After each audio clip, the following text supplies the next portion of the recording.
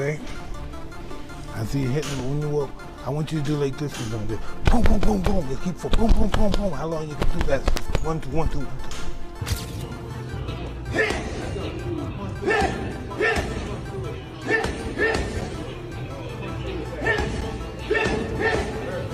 Jake Paul, I think when he weighed in for Mike Tyson, was 227 pounds.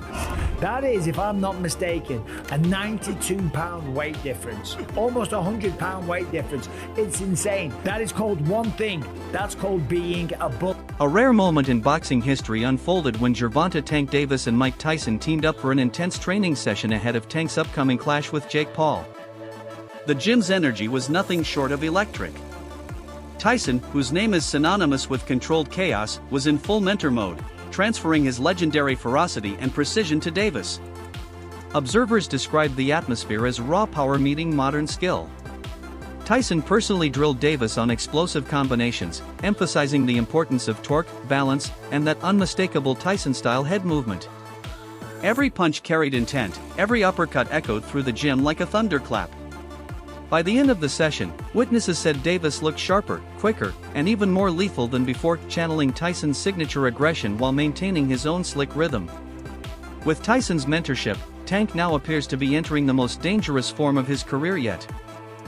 Are there any considerations when you're moving your head, like you're trying to get your head out of the center line? No, well, you want to get out the center, but the objective for him to throw the punch before you can counter.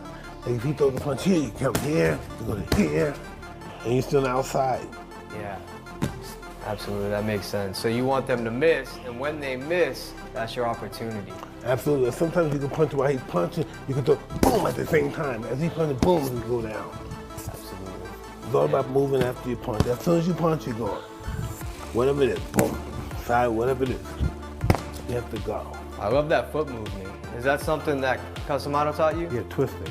Twisting is what it's called. The long-awaited Jake Paul vs. Gervonta Davis bout is officially locked in for November 14th at the Casa Center in Miami, Florida. Originally planned for Atlanta, the fight was relocated following concerns from the Georgia Athletic and Entertainment Commission regarding the significant weight difference between the two fighters. The change only heightened anticipation, turning the event into one of the most talked-about matchups of the year. Oh my days. Jake Paul versus Tank Davis. Is this real? This can't be real. Because he was talking about fighting Joshua, which is heavyweight, and now he's saying about fighting Tank. Nah, this can't be. It's Netflix as well. I need to go and do some checks and see if like the main pages have posted this, but Jake Paul's posted it. It says Friday, November 14th. It's in Atlanta, State Farm Arena. This is random, no? Having once shared the ring with Jake Paul himself, Mike Tyson offered words of both caution and respect. He understands the unpredictable chaos that comes with facing Paul, someone who thrives under pressure. Yet Tyson also knows the brutal risks of stepping in against a fighter as explosive and technically gifted as Gervonta Davis. Jake may have the edge in size and youth, Tyson admitted, but Tank's timing, his power, and his instincts are different. One punch can change everything. Tyson's insight serves as a subtle warning. Jake Paul might be underestimating just how dangerous Davis truly is. I think Gervonta Davis is probably the greatest fighter around now, but he's got a tough fight coming up. You know, he's the top dog, there's no doubt about it. He showed that, but Barrios, he's a pretty good fighter. Last time I saw him fight, he was pretty durable. Still, Tyson was quick to remind people of Jake's raw strength. Reflecting on their own sparring sessions, Tyson confessed that Paul's punches carry genuine, unexpected power. "My whole body was sore afterward," he admitted, a rare acknowledgement from a man known for enduring the heaviest hitters in boxing history. That statement silenced many critics who dismissed Jake as a novelty act. Coming from Tyson, it was no casual compliment, it was validation. Jake's power, dedication, and evolving fundamentals have proven that he's far more than a YouTuber chasing clout. He's an athlete who can inflict real damage and hold his own under pressure. Oh no, I don't remember the fight that much. I kind of blanked out a little. Listen, know what I remember? Coming back from the first round. Then the next day I remember Jake is doing some kind of, I don't know, what was he doing at the ring? Oh yeah, a little bow at the end, he bowed. That's the last thing I remember. You know, but the day after the fight, the day after, I woke up and told my wife, why did I do that? You know, I don't know. I just don't know what the hell goes on. What did you think of Jake's power, man, when you were in there? I don't remember it, but my body was really sore. Yeah, my body, my chest, my stomach. Fans and pundits have long drawn comparisons between Gervonta Davis and Mike Tyson. Both men possess terrifying knockout power, an aura of intimidation, and a flair for showmanship that transcends the sport. Yet, as many analysts point out, these comparisons come with context. Davis fights in a different era, one defined by speed, strategy, and digital spectacle, whereas Tyson's legacy was forged in a brutal heavyweight golden age defined by dominance and fear. I have to ask you, would you ever remake your famous video game? Bring it to the next generation consoles, my friend? Hey, I'm just happy to be alive. Thank What you. about, I mean, what do you think about people comparing Tank Davis to you? I mean, what do you think about that? Tank is a great fighter. You think he's a great fighter? But what do you think about them comparing him to you? I mean, you're a legend, my friend. Well, he'll be one too if he keeps fighting. Oh, okay. All right, well, thank you. Okay, bye. Davis himself has often rejected the young Tyson label. "I'm a boxer-puncher," he said in past interviews, not a brawler. He respects Tyson's greatness but insists his own style is built on patience, setup, and precision rather than pure aggression. While Tyson used intimidation as a weapon, Davis prefers to dismantle opponents with timing and control. Do you feel like you're the mini Mike Tyson? Nah, What do you call your style? I don't know. I think I'm a boxer puncher. What was Mike Tyson? He was a brawler. Brawl means more than one person. A brawler. Like somebody that's like, So he knocked people out real quick. You knock people out real quick. yeah, but I can knock you out like, So you saying that you can knock him out faster than Mike Tyson, probably, if it was a challenge? no, I'm not saying that. I'm saying like, Mike Tyson got power and skills. I feel as though like I have like the whole pack. I don't know, I'm just, When reporters asked Mike Tyson how he felt about people comparing Davis to him, his answer was brutally honest. "Maybe we've got one thing in common, getting in trouble with the law," he said with a laugh. Other than that, no. It was classic Tyson, half humor, half truth, and it revealed that he doesn't fully buy into the comparisons fans like to make. Tank Davis, a lot of people say he reminds you of them. Does he remind you of yourself? I don't know. Maybe just getting in trouble with the law, but than that, no. Interestingly, Gervonta hasn't always idolized Tyson. After Tyson's loss to Jake Paul, Davis was openly critical, questioning why the legend would return to the ring just for money. He suggested that such exhibitions might tarnish rather than honor Tyson's legacy. Ironically, Tank now faces the same backlash, accused of chasing spectacle over substance by accepting a controversial fight with Jake Paul. For Davis, the moment feels like déjà vu, standing in the same storm he once criticized.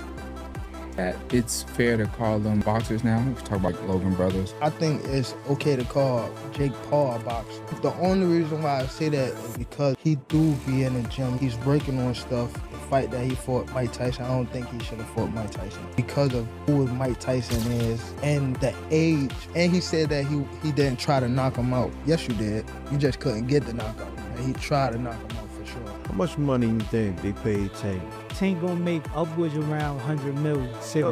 Real talk, so you can't really blame him for taking. Many fans and purists argue that this matchup is more showbiz than sport, claiming it prioritizes entertainment over merit. Critics note that Davis bypassed a potential rematch with Lamont Roach, a fight many felt was overdue, in favor of a massive payday. During a fiery press conference, Tank dismissed the criticism entirely. "I don't care what people think," he snapped. "Just enjoy the show." His words drew both applause and outrage, further igniting debate about what boxing has become. Look at this face off, Henry. What are your thoughts?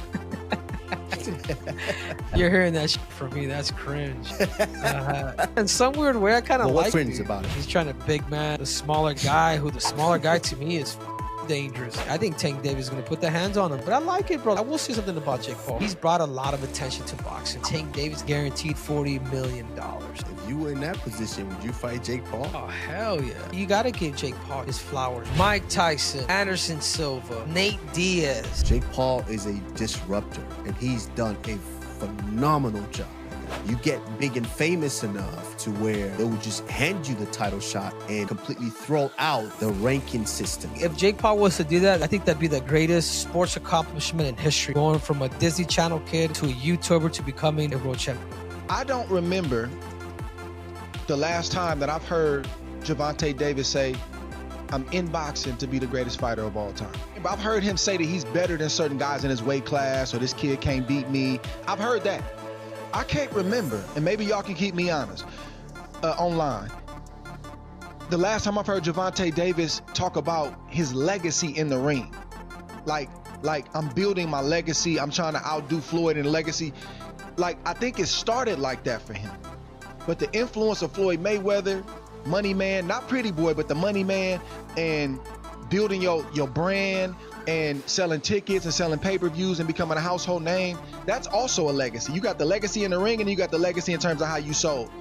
I believe Gervonta Davis is more focused on selling tickets and making money and securing his future for himself and his family. He said it out of his own mouth. I ain't got nothing else to prove. If you're trying to be one of the greatest fighters of all time, it's still a whole lot to prove. My point is, Roy, I don't think, should everybody hold this man to the standard that they hold him to and say, you not fighting nobody, yeah, you making money, but you ain't really fought nobody. If he don't even care about that, that's not even something that he's really focused on. If his main focus is the money, and his main focus is getting out of boxing without getting hurt and retiring on his own terms, shouldn't his fan base and other people get on board with that if that's not even his goal? How can we hold him to something like that if he don't even... Outspoken MMA fighter Mike Perry didn't hold back his opinion. He believes Davis isn't the same ferocious knockout artist he once was. When a fighter loses the love for the sport, Perry said, he loses his edge. Perry warned that facing a naturally bigger, heavier, and hungrier opponent like Jake Paul could spell disaster.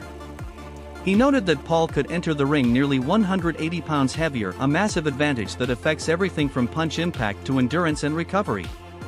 That kind of weight difference changes the fight completely, Perry emphasized. Your buddy Jake just signed on to fight Tank Davis. What do you think of that fight? He's got like 100 pounds on him. Yeah, you know, and they say that there's a large weight discrepancy, like me and Jeremy are the same size. So, you know, it's his lower half is really small. My legs are gonna work the best that night. I have really strong legs. I'll squat twice the size that he can, and so my strong legs are gonna do work.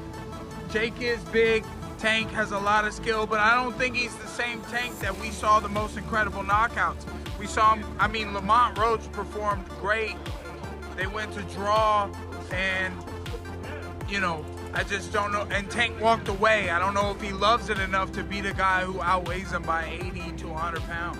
Boxing analyst Showbiz the Adult offered a similarly unfiltered take. He argued that Jake Paul will likely land heavy, damaging shots on Davis simply due to physics, his superior size, reach, and strength. While acknowledging Tank's speed and skill, Showbiz believes that Paul's physicality and durability will ultimately allow him to overpower the smaller fighter. It's not about who's better, he said, it's about who can absorb and deliver more. How does Tank Davis beat Jake Paul? I mean, you have Shakur Stevenson saying Jake Paul doesn't have a snowball's chance in hell, and that Gervonta Tank Davis would just outbox him and beat him on points. I can see Tank just outboxing him and making it real easy. And I get that, but when I think of Tank Davis, I think of a guy who kind of counters you to knock you out. I think of a guy who's not really a busy fighter. And this isn't just a size thing, because hell, if it was Jake Paul versus the prime Manny Pacquiao, I would say Manny Pacquiao because of Manny Pacquiao's style, how busy he is, how he hops in and out, I think he would collect the points. While Tank Davis, I think he punches the least amount of all fighters in the world right now. So do I think he can one punch KO Jake Paul? Well, the thing is about Gervonta has really shown a huge amount of concern fighting anything north of 135. Check this out. He hit me in the back of my head. That stung a little bit, but other than that, it wasn't really. That's why I was nervous. Like, he's 140, so I would have tried to get caught too. Critics have also called out Jake Paul's controversial career trajectory. His victory over a 58-year-old Mike Tyson drew massive attention but also widespread criticism. Many labeled it a spectacle disguised as a sporting event, suggesting Jake is more focused on entertainment than true competition.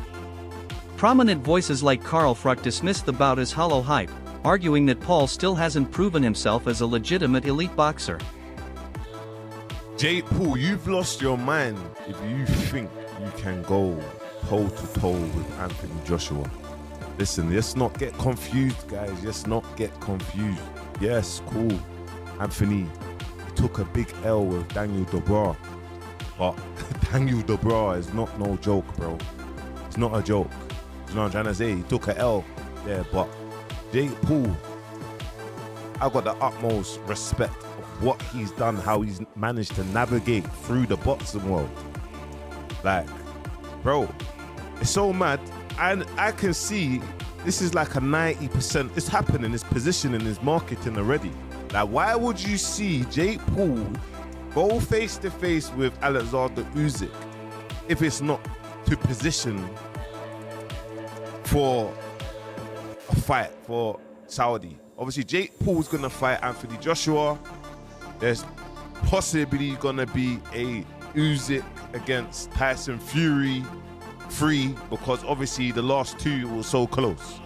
But you never know. It can also be a Usyk against Derek Chisora. Do you know what I mean? You never know. ESPN commentator Stephen A. Smith has been one of Jake Paul's loudest critics.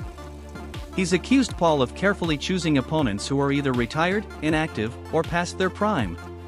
Smith insists that if Paul truly wants respect, he must face fighters in their peak, men who represent today's best, not yesterday's names. Paul, however, has pushed back, pointing out that he did fight Tommy Fury, an active professional boxer in his prime. That fight ended in a split decision loss for Paul, his only official defeat, but also his most legitimate performance to date.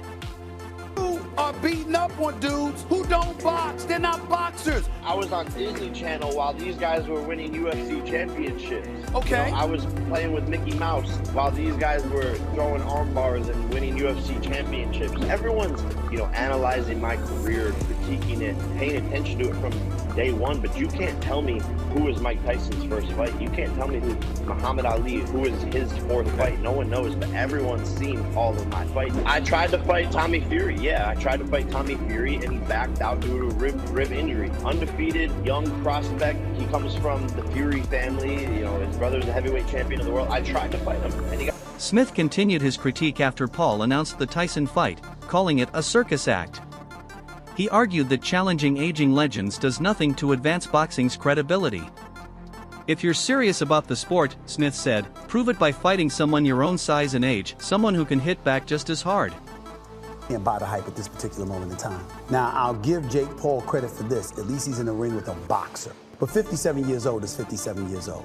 And 57 years old and formally walking into a UFC fight as an audience member, as a patron with a cane, it's hard to me believe a year later that you're going to be in any condition to really, really fight. I hope I'm wrong, but I don't know.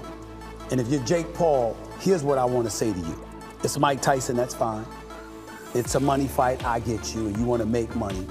But at some point in time, if you keep telling us that you're taking boxing seriously and you want to be recognized as a big-time boxer / fighter, you're going to have to fight somebody closer to your age, who is a contender at the very least in the sport and who lives with it every single day. Could you please get in the ring with somebody? Pretty please, with sugar on top. I'm interested. What did you think about the fight, Jake Paul?